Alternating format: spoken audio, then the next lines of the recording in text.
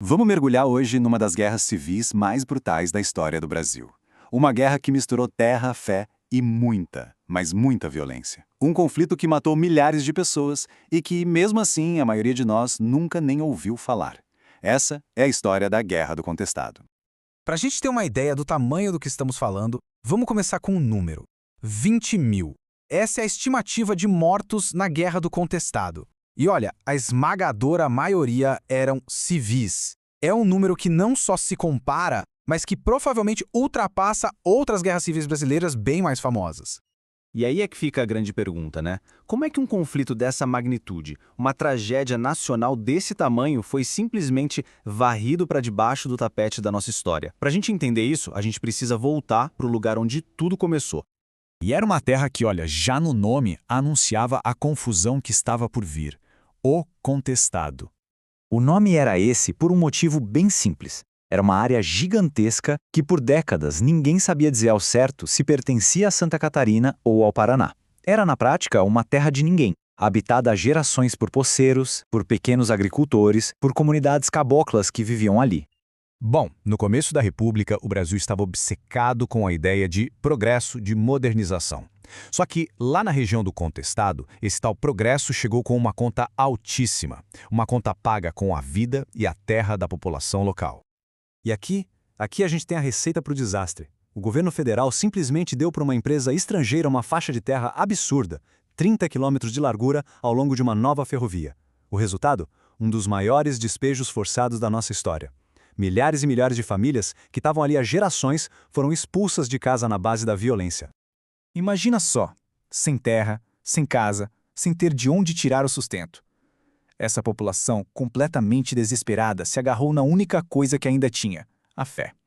E é nesse momento que a disputa por terra se transforma numa guerra santa. A figura dos monges já era muito poderosa na região. Eles eram pregadores, curandeiros, líderes populares, e José Maria era o principal deles. Só que as tropas do governo cometem um erro fatal. Logo no primeiro confronto, elas matam o monge. Em vez de acabar com o movimento, elas transformaram um líder e mártir e uma revolta em algo infinitamente maior.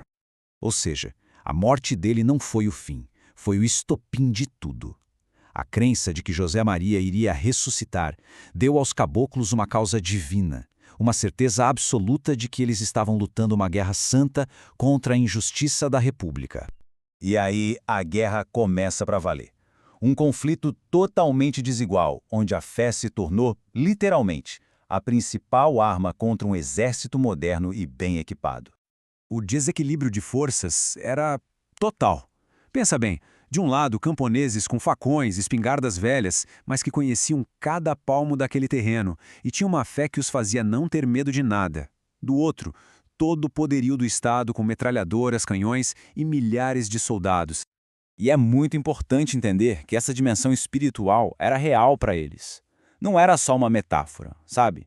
Eles realmente acreditavam que um exército encantado lutava ao lado deles, que as balas não os atingiam. O objetivo deles não era só ter a terra de volta. Era derrubar a República e fundar um novo mundo, uma monarquia divina.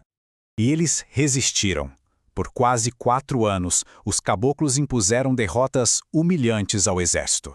Até que o governo, envergonhado, decidiu que a única maneira de vencer seria com a aniquilação total do inimigo. A estratégia federal foi fria, calculada e de uma brutalidade sem tamanho. Primeiro, cercaram tudo para isolar os rebeldes. Depois, usaram a tática de terra arrasada. Queimaram vilas, plantações, tudo, para matar as pessoas de fome. E, por fim, saíram caçando quem sobreviveu. Foi uma guerra de extermínio. A guerra em si acaba em 1916, mas a violência não terminou com o último tiro. Começou um outro tipo de violência, a do silêncio. E é aí que a gente entende por que essa história foi esquecida. No fim das contas, a briga entre Paraná e Santa Catarina pela terra foi resolvida, mas foi resolvida nas costas do povo que vivia ali. As terras foram parar justamente nas mãos das elites e das empresas que tinham provocado o conflito.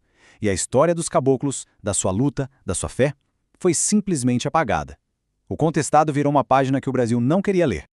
E se precisar de uma prova desse esquecimento, olha só esse gráfico. Todo mundo já ouviu falar da Guerra de Canudos, certo? Tá nos livros de história.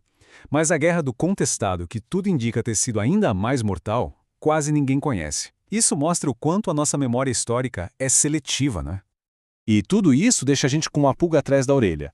A história do Contestado não é sobre só uma guerra no sul do Brasil. É sobre como a história com H maiúsculo é escrita. Força a gente a perguntar quem decide o que deve ser lembrado e o que deve ser esquecido. E quantas outras guerras do Contestado ainda estão por aí esperando para serem contadas.